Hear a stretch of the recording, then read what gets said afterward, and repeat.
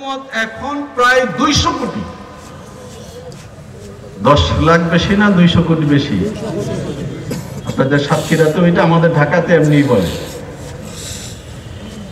আমি আপনাদের কাছে যারা আলেম না, আলেমের ভাই, আলেমের বন্ধু, আলেমকে পছন্দ করেন, আলেমের পেছনে নামাজ পড়েন, তাদের কাছে এই প্রশ্ন করতে চাই। মানুষকে মুসলমান আমাদের সাররাই তো বানানো সবসময়, তাই না? হ্যাঁ, মুসলমানকে অমুসলমানকে কারা মুসলমান বানায় সেটা তো আমি শুরুতে বললাম। এমনকি মুসলমানকে, নামের মুসলমানকে কাদের মুসলমান বানানো, নামে মাত্র মুসলমানকে বিশ্বাসে মুসলমান বানানো কে বানায়? ওলামায়ে কেরাম। কে বানায়?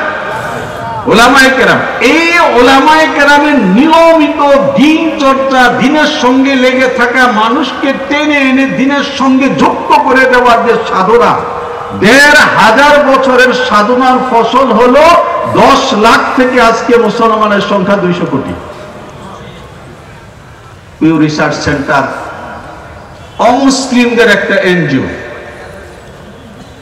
তারা খুব দুঃখের সঙ্গে রিপোর্ট করতে বাধ্য হয়েছে যে মুসলমানদের খেলাফত ব্যবস্থা ভেঙে দিয়ে গণতান্ত্রিক এমন এক সিস্টেম আমরা চালু করেছি যেখানে একজন মূর্খ, বোকা, এমনকি আধা পাগল আর একজন অধ্যাপকের মধ্যে কোনো পার্থক্য নাই। দুইজনের ভোট কি সমান না? দুইজনের ভোট সমান, সমস্ত মানুষ সমান। কাজে এখানে দেখা হবে শুধুমাত্র মাথা গোনার, কয়টা মাথা আসলো। এখানে শিক্ষা, যোগ্যতা, মেধা কোনো কিছু বিচার করা হবে না। এক আজব রকমের পাগলা এবং আঙুলা দর্শন দিয়ে পুরো পৃথিবীটাকে একটা পাগলের রাজ্য পরিণত করার তারা প্রজেক্ট করেছে। মুহাম্মাদুর রাসূলুল্লাহ সাল্লাল্লাহু আলাইহি ওয়াসাল্লামকে আমরা বুঝবার চেষ্টা করি। মুহাম্মাদুর রাসূলুল্লাহ সাল্লাল্লাহু আলাইহি ওয়াসাল্লামের জীবনে আল্লাহ জাল্লা জালালুহু অনেক ঘটনা ঘটিয়েছেন। একটা সেকেন্ডের জন্য তার একটা আঙুল নাড়ানো পর্যন্ত বিনা কারণে ঘটেনি। মুহাম্মদ সাল্লাল্লাহু আলাইহি ওয়াসাল্লামকে আল্লাহ তাআলা মেরাজে নিয়ে গেছেন কেন? অনেক কারণের মধ্যে বড় কারণ হলো এটা যে মুহাম্মদ সাল্লাল্লাহু আলাইহি ওয়াসাল্লামের উম্মতের আগে যে উম্মতটা মাত্র গিয়েছে, কারা? খ্রিস্টান। খ্রিস্টান এরা হলো বনু ইসহাকের সর্বশেষ যে প্রজন্ম, হযরত ঈসা আলাইহিস সালাতু ওয়াস সালামের উম্মত। এটা হলো লাস্ট। এদের একটা বৈশিষ্ট্য আমি আপনাদেরকে আশ্বস্ত করে নিচ্ছি, আমাকে আলোচনার জন্য যে সময় দেওয়া হয়েছে আমি সেখানেই শেষ করব। একটা বিষয় ধরে আমি কমপ্লিট করব না আলোচনা। এই যে খ্রিস্টান জাতি, এই খ্রিস্টান জাতির একটা ভয়ঙ্কর রকমের সমস্যা ছিল এই যে তাদের যে পয়গম্বর হযরত ঈসা, তিনি পিতা ছাড়া জন্ম লাভ করেছেন, একটা অলৌকিক ব্যাপার। আবার মাটির ঢেলা দিয়ে পুতুল বানিয়ে আল্লাহর নামে ফু দিলে এটা পাখি হয়ে উড়ে, মরা মানুষকে কুম বিইজনিল্লাহ বললে সে উঠে হাঁটে, এমনকি তারপরে সন্তান দেয়, দীর্ঘদিন পরে আবার স্বাভাবিক মৃত্যুবরণ করে। এমন অলৌকিক অনেক ঘটনা দেখে খ্রিস্ট ধর্মের মূল অনুসারী হাওয়ারি যারা, প্রথম তারা ধারণ করে, পরবর্তী সময় তাদের অনুসারীরা এটা ধারণ করে। যা অলৌকিক কেবল তাই জ্ঞান, যা অলৌকিক না তা জ্ঞান না। আমাদের বিদ্বান বন্ধুরা খুব ভালো করে বুঝবেন, অলৌকিকতার বিপরীত শব্দটার নামই হলো বিজ্ঞান। বিজ্ঞান মানে যা ধরা যায়, যা দেখা যায়, যা চোখে দেখে বিচার করা যায়, যা হাতে ধরে বিচার করা যায়, যার উৎস ভেঙে দেখা যায়, তার নাম হলো বিজ্ঞান। যা দেখা যায়, বোঝা যায়, বিচার করা যায়, বিশ্লেষণ করা যায়। খ্রিস্ট ধর্মের যারা পণ্ডিত তারা এক কথায় উড়িয়ে দিয়েছেন যে এটা জ্ঞান না, এটা গ্রহণযোগ্য না। অনেক প্রবীণ লোক যারা স্যার, যারা চিন্তক হিসেবে প্রতিষ্ঠিত, রাষ্ট্র চিন্তক হিসেবে প্রতিষ্ঠিত, তারা জাতীয় পত্রিকা থেকে শুরু করে জাতীয় মিডিয়াতে বক্তৃতা দেয় যে ধর্ম আর বিজ্ঞান একসঙ্গে চলতে পারে না, অথচ তারা জানেন এই ঘটনাটা সম্পূর্ণরূপে খ্রিস্ট ধর্মের ব্যাপার, খ্রিস্টানদের ধর্মের ব্যাপার। খ্রিস্টানদের ধর্মের মধ্যে এই কথাটা ছিল যে পৃথিবীটা চেপ্টা, এটা তাদের ঠাকুররা, তাদের ফাদাররা বলেছে। তাদের সময়কার যারা বিজ্ঞানী তারা বলেছে যে না গোল, তখন তাদেরকে ফাঁসি দিয়েছে। এবং এই অলৌকিকতার বাইরে গিয়ে কথা বলবার কারণে বিজ্ঞান চর্চাকারী যত লোক জন্ম নিয়েছে তাদেরকে শুলিতে চড়িয়েছে, হত্যা করেছে। এবং খ্রিস্টানদের গির্জা কেতনিক মানুষ হত্যা করার সংখ্যা হলো 1,20,00,000। 1,20,00,000 মানুষ তারা হত্যা করেছে। পরে খ্রিস্টানরা একেবারে তাদের পিঠ দেয়ালে ঠেকে গেছে, তারা জীবন রক্ষা করার জন্য সংগ্রাম করেছে যে গির্জা থেকে আমাদেরকে বাঁচাও। তখন সেখান থেকে ধর্ম নিরপেক্ষতার জন্ম নিয়েছে। আর ইসলাম ধর্ম মুহাম্মদুর রাসূলুল্লাহ সাল্লাল্লাহু আলাইহি ওয়াসাল্লামের জীবন, হযরত ঈসা আলাইহিস সালাতু ওয়াস সালামের হিস্ট্রি যদি কেউ আধা ঘন্টা বলতে পারে এমন প্রমাণ দিয়ে যা যে কোনো ব্যক্তি মেনে নিতে বাধ্য, পৃথিবীতে কোনো মুসলমান স্কলার তার চ্যালেঞ্জ করতে পারবে যে হাতে চুরি করবে, পারবে না সেটা। আর মুহাম্মদুর রাসূলুল্লাহ সাল্লাল্লাহু আলাইহি ওয়াসাল্লামের মাথা থেকে দাড়ি পর্যন্ত কয়টা চুল সাদা হয়েছিল মুসলমানরা তাদের হাদিসের কিতাবের মধ্যে সনদ সহকারে সেটা লিখে রেখেছে। মুহাম্মদুর রাসূলুল্লাহ সাল্লাল্লাহু আলাইহি ওয়াসাল্লামের কমপ্লিট লাইফ শুধু মুসলমানরা তাদের ধর্ম গ্রন্থ, তাদের ধর্ম বিশ্বাস, তাদের নবীর ইতিহাসকে তাদের মাদ্রাসা, তাদের মসজিদ, তাদের লাইব্রেরির মধ্যে তারা বন্দী করে রাখেনি। পৃথিবীর সভ্য সম্ভ্রান্ত সব ভাষায় লেখে পুরো পৃথিবীতে ছড়িয়ে দিয়েছে। যে চাও, যেখান থেকে চাও, যে কোনো মাধ্যমে চাও, পড়ো, দেখো, প্রশ্ন থাকলে প্রশ্ন করো, বিচার করো, তুলনা করো, তারপর দেখো এই পৃথিবীতে মুহাম্মদ সাল্লাল্লাহু আলাইহি ওয়াসাল্লামের উপর আর কেউ আগমন করেছিল কিনা। মুহাম্মদ সাল্লাল্লাহু আলাইহি ওয়াসাল্লামকে আল্লাহ তাআলা পুরো পৃথিবীর উপরে তুলে নিয়ে আসমান, সেখান থেকে দুনিয়াটাকে দেখিয়েছেন।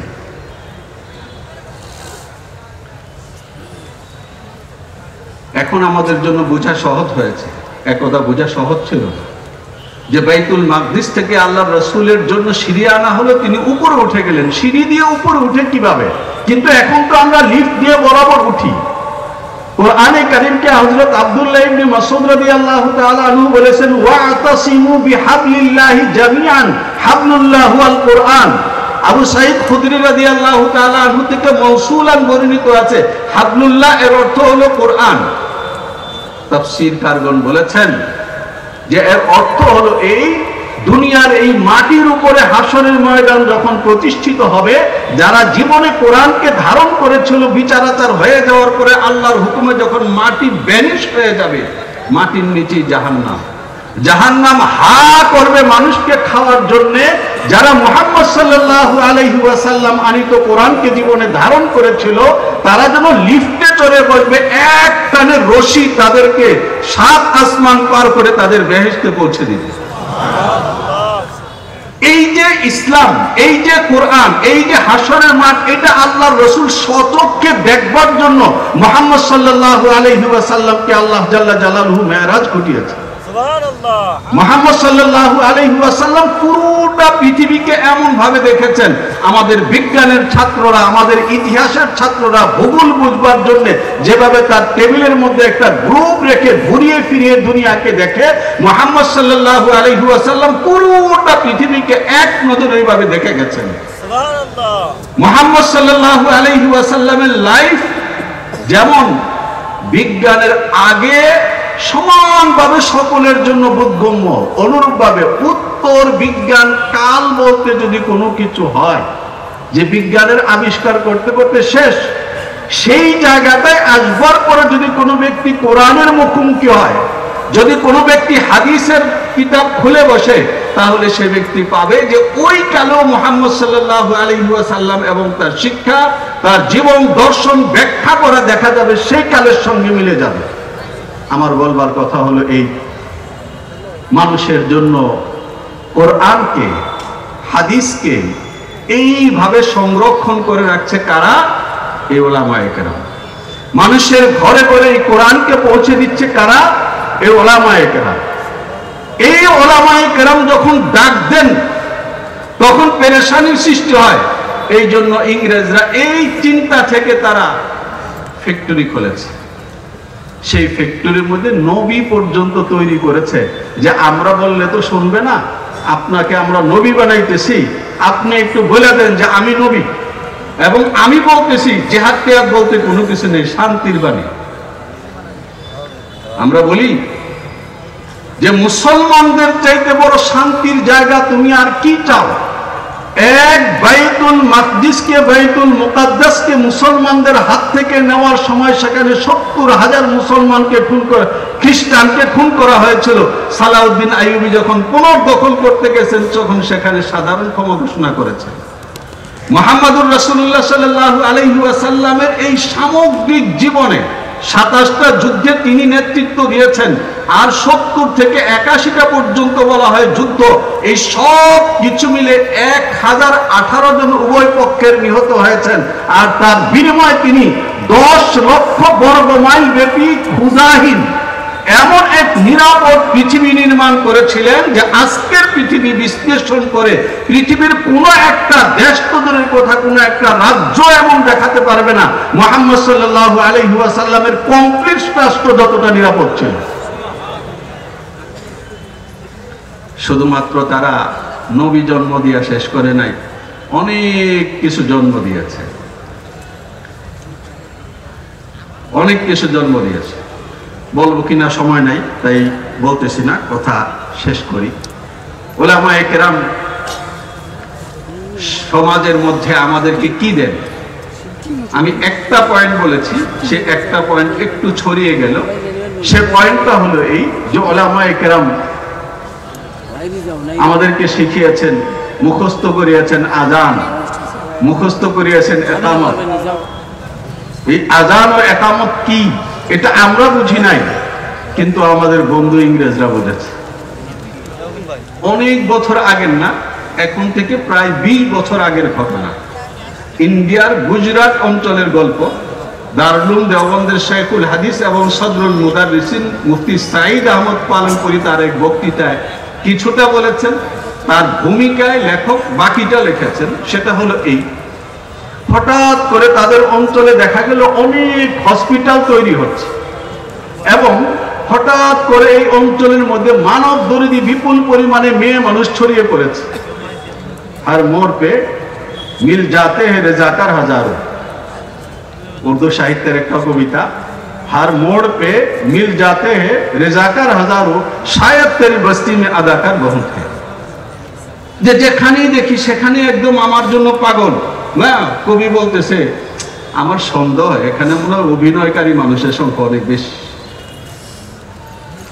মানব দরদি পরিচিত না, ঘরে ঘরে এসে খবর নেয় যে এখানে কোনো মেয়ে মানুষ আছে কিনা যে সন্তান দেবে। আমাদের হসপিটালে আসলে চেকআপ একটু দেখাশোনা, টাকা পয়সা দিতে হবে না। 8-10 বছর পর তারা হঠাৎ করে লক্ষ্য করলো এটা, যে ঘরে ঘরে বাচ্চা জন্ম হচ্ছে সিজারে। তখন তারা বিষয়টাকে বুঝবার জন্য কমিটি গঠন করল।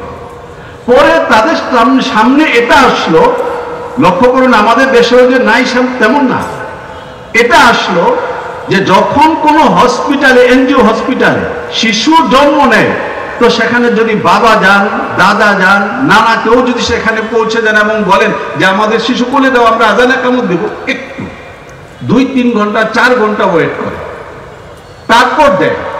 তারপর এটা জানা গেল যে এই 3-4 ঘন্টা এই বাচ্চাটাকে হালকা কোমল মিউজিকের মধ্যে এমন ভাবে রাখে যে তার আত্মার মধ্যে আযান ইকামত পড়ার আগে তারা 2 ঘন্টা মিউজিক রেকর্ড করে দেয়। তখন সেখানকার মুসলমানগণ উদ্যোগী হলেন, নিজেরা হসপিটাল নির্মাণ করলেন, এবং সেখানে তারা কলেজ নির্মাণ করলেন, এবং সেখানে তারা মেয়েদের জন্য নার্সিং এর ট্রেনিং ব্যবস্থা করলেন। গুজরাটে সাঈদ আহমদ পালনপুরি সাহেবের অঞ্চল যে এবং পুরো এলাকায় তারা লিফলেট বিতরণ করে মানুষকে একত্রিত করে জানিয়ে দিলেন কোন অমুসলিমের কোন দোকান থেকে কোন মুসলিম মেয়ে মানুষকে ওষুধ কিনে খাওয়ানো যাবে না। যারা জানেন তারা বিভিন্ন সময় করেছেন যে একবার হঠাৎ করে মিশরে দেখা গেল যে ছেলেদের সন্তান কম হচ্ছে, পরে খোঁজাখুঁজি করতে করতে জানা গেল বিশেষ একটা কোম্পানির বেল্ট, প্যান্টের সঙ্গে যে পরে, এই বেল্ট সাধারণত যে ছেলেরা বেশি ইউজ করে তাদের সন্তান হয় না। কেন? ওই যে পিউ রিসার্চ বলেছে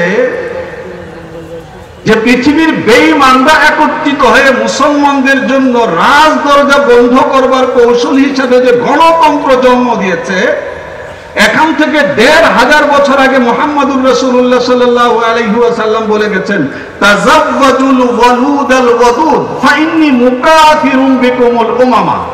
তোমরা এমন বংশে বিয়ে করবে যে বংশের মেয়েদের মধ্যে দুটো গুণ পাওয়া যায়, যারা স্বামীদেরকে ভালোবাসে এবং যারা বেশি সন্তান দেয়, এমন বংশে তোমরা বিয়ে করবে যেন হাসরের ময়দানে সকল নবীর চাইতে আমার উম্মতের পরিমাণ বেশি হয়। মিলন দত্ত সাহেবদের পেরেশানি এটা যে মুসলমানদের মধ্যে যারা মৌলবীদের সঙ্গে সম্পর্ক রাখে, এখনো পর্যন্ত এই আধুনিক কালে এসে যারা মৌলবীদেরকে সালাম দেয়, মৌলবীদের সঙ্গে 2 দিন পরে পরে ওমরা করতে যায়, হজ করতে চলে যায়, ব্যবসা বাণিজ্য করবার আগে গিয়ে জিজ্ঞেস করে এই কথা যে হুজুর আমি যে ব্যবসা করব কিনা, তো হুজুর বলেন ব্যবসা করো, ভালো কথা, এমনি করো এমনি করো, ব্যাংকে না গিয়া যদি বাঁচতে পারো তাহলে দেখো এটা খুব ভালো। কেন? বিপদটা কি? মৌলবী খুব বিপদের জিনিস।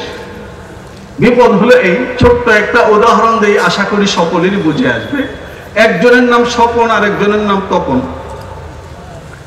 দুইজনই বন্ধু মানুষ, কিন্তু হঠাৎ করে দেখা গেল স্বপন তপনের উপর খুব ক্ষেপে গেছে।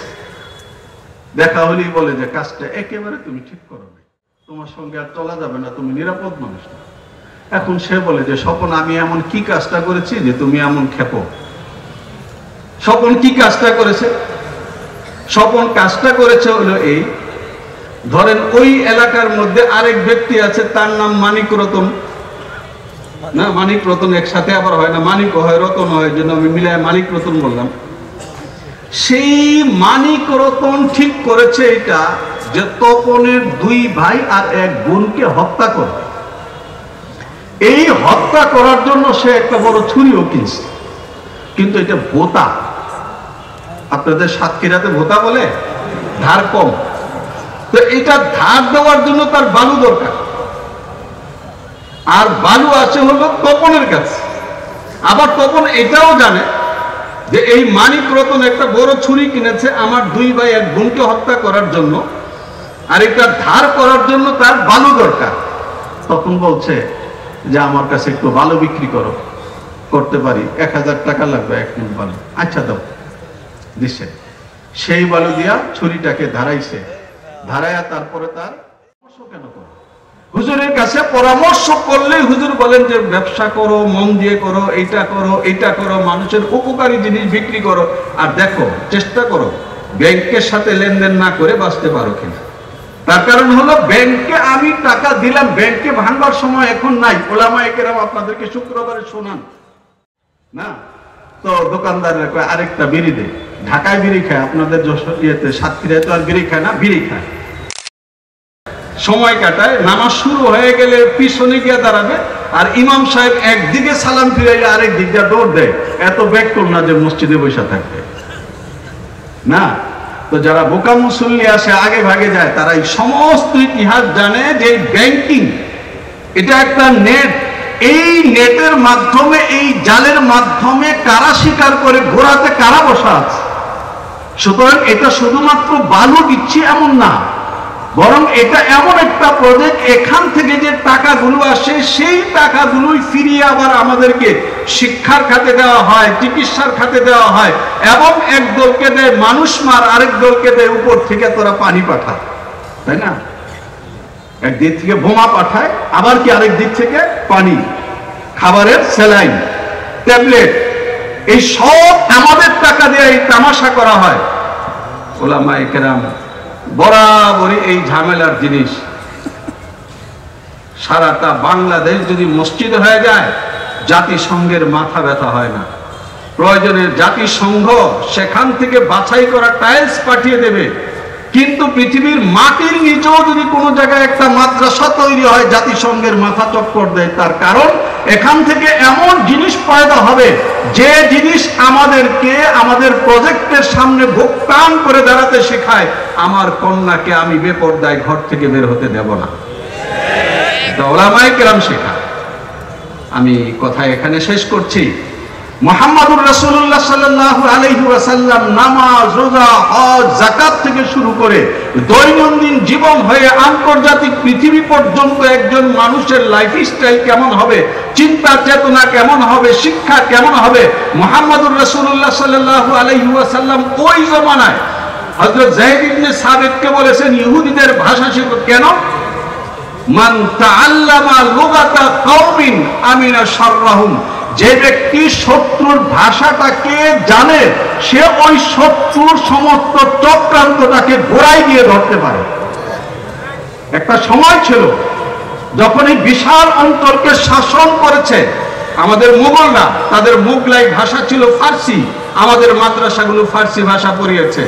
আর আজকে সারা পৃথিবীর বাজারের ভাষা, বিজনেসের ভাষা যখন ইংরেজি হয়েছে, তখন এই উলামায়ে কেরাম কিন্ডারগার্টেন খুলছেন, তাদের মাদ্রাসার মধ্যে বাধ্যতামূলক সিলেবাস চেঞ্জ করছেন, ইংরেজি ভাষা নিয়ে এসেছেন। এমনকি যে বাংলা ভাষাকে এই অঞ্চলে হিন্দুরা লালন পালন করে প্রত্যেকটা শব্দের ভেতরে এই পরিমাণে ভগবানের নাপাক ঢুকিয়েছিল যে বাংলা ভাষার একটা বই কোনো ভদ্রলোক কিনে নিয়ে তার কন্যাকে দিতে পারত না।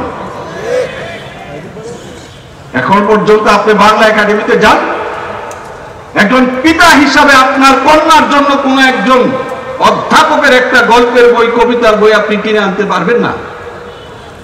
আপনার আত্মমর্যাদা বোধহয় আঘাত করবে।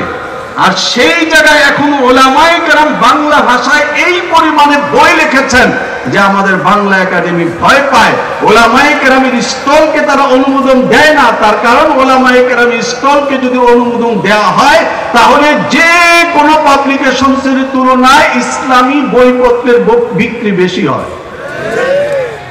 আমি পশ্চিমবঙ্গে গিয়ে দেখে এসেছি, সেখানে মুসলিমদের স্টলের মধ্যে হিন্দুরা যে পরিমাণে ভিড় করে, হিন্দুদের বই কেনার জন্য হিন্দু মেয়েরা ওই পরিমাণে ভিড় করে না। কেন?